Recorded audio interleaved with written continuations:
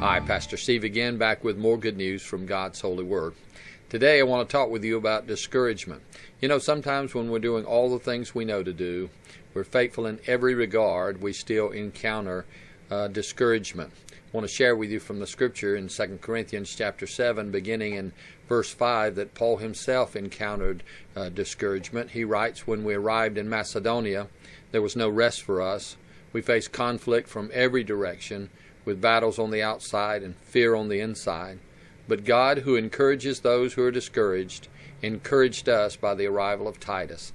His presence was a joy, but so was the news he brought of the encouragement he received from you."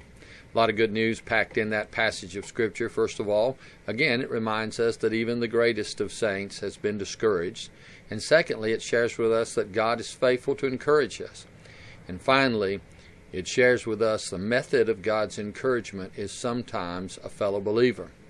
And so the takeaway from that for all of us is that if we're on the mountaintop, perhaps God should use you today to come alongside another believer and encourage them and to remind them that the work that they're doing is not in vain and that God is faithful.